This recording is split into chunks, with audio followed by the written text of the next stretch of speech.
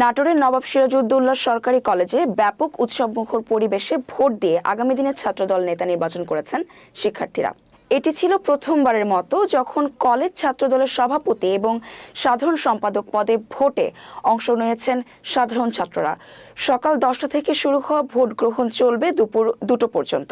গণতান্ত্রিক প্রক্রিয়া নেতা নির্বাচন করতে কলেজ ছাত্রদলের নেতাকর্মী সহ মোট 431 জন ভোটার ব্যালট পেপারের মাধ্যমে তাদের ভোটাধিকার প্রয়োগ করেছেন। নির্বাচনে সভাপতি পদে 3 জন এবং সাধারণ সম্পাদক পদে 4 জন প্রতিদ্বন্দ্বিতা করছেন। উৎসবমুখর পরিবেশে ভোট দিতে পেরে খুশি ভোটাররা। ছাত্রদলের কেন্দ্রীয় নেতৃবৃন্দ জানান, এই নির্বাচনটি গণতান্ত্রিক প্রক্রিয়ায় নেতা বাছাইয়ের পাশাপাশি ছাত্রদের মধ্যে ভোট দেওয়ার সংস্কৃতি তৈরি করতে সহায়ক হবে।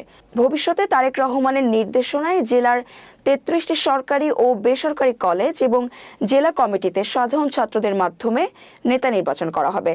প্রার্থীরা ভোটের সুষ্ঠু ও শান্তিপূর্ণ পরিবেশে সন্তুষ্ট। এই ধরনের নির্বাচনের মাধ্যমে গণতন্ত্র চর্চা এবং সঠিক নেতৃত্ব বাছাইয়ের সুযোগ সৃষ্টি হবে বলে প্রত্যাশা প্রার্থী এবং সাধারণ ভোটারদের।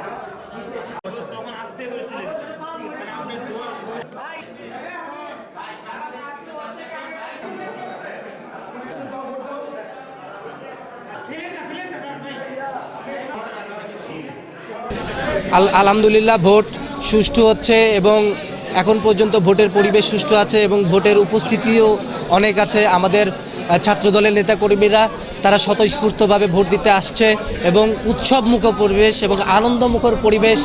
যে 16টা বছর তারা ভোটের অধিকার থেকে বঞ্চিত হলো, এই কলেজের ভোটের মধ্যে দিয়ে মনে হচ্ছে তাদের ভোটের অধিকার ফিরে পেল এবং তাদের ভোটের অধিকার বাস্তবায়ন হলো।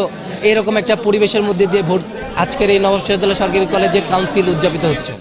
বাংলাদেশে আওয়ামী লীগ সরকার থাকাকালীন, হাসিনা থাকাকালীন যারা তরুণ প্রজন্মর ভোটার তারা কখনো ভোট দিতে পারে নাই। তো সেই ক্ষেত্রেই আমাদের বিএনপির ভারপ্রাপ্ত চেয়ারম্যান জনাব তারেক রহমান বাংলাদেশে গণতন্ত্র চর্চার ক্ষেত্রে প্রতিটি ওয়ার্ড থেকে ধরে ইউনিয়ন থেকে ধরে সেন্ট্রাল পর্যন্ত প্রতিটি ইউনিটে সে গণতন্ত্র বজায় রাখতে যে ভোটের মাধ্যম সেই ভোট প্রক্রিয়া দিন শুরু করছে।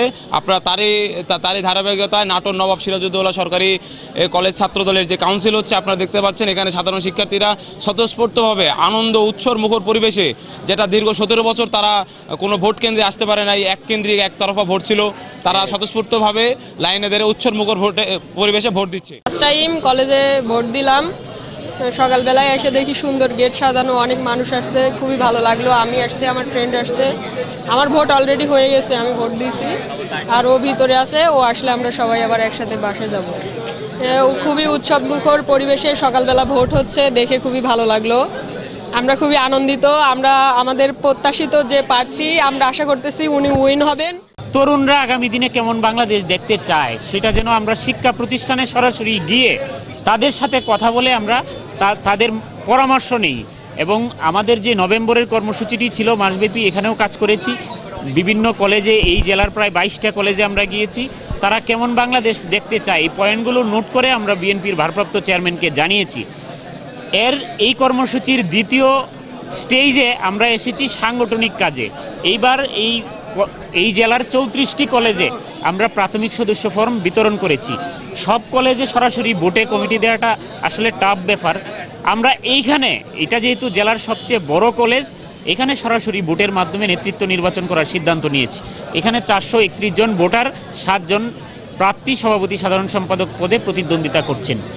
আর এইখানে আমরা যেই কাজে এসেছি, আমাদেরকে জনাব তারেক রহমান এখানে পাঠিয়েছেন। এই যে জুলাই গণঅভ্যুত্থান পরবর্তী বাংলাদেশের যে রাজনীতি, তরুণদের এখানে একটা জয় জয়কার দেখা যাচ্ছে। তরুণ মানে শুধু বৈষম্য বিরোধী ছাত্র আন্দোলন না, আমাদের দলের প্রায় ছাত্র দলের 150 জন নেতাকর্মী এই জুলাই গণঅভ্যুত্থানে জীবন দিয়েছে এবং বিএনপির 450-র বেশি নেতাকর্মী জীবন দিয়েছে। 2000 মানুষ শহীদ হয়েছে, 30,000 মানুষ আহত। আমরা এই কাউন্সিলের মাধ্যমে সারা দেশকে একটা বার্তা দিতে চাই, জুলাই গণঅভ্যুত্থানে মানুষ যেই নীতি নৈতিকতার রাজনীতির জন্য জীবন দিয়েছে, যে আদর্শের জন্য জীবন দিয়েছে, যেই বাংলাদেশ প্রতিষ্ঠার জন্য জীবন দিয়েছে, আমরা আগামী দিনে সেই বাংলাদেশ প্রতিষ্ঠার রাজনীতি বাংলাদেশে করতে চাই। এই কাউন্সিলের মাধ্যমে দেশবাসীকে, ছাত্র সমাজকে, তরুণ প্রজন্মকে আমরা এই বার্তাটি দিতে চাই।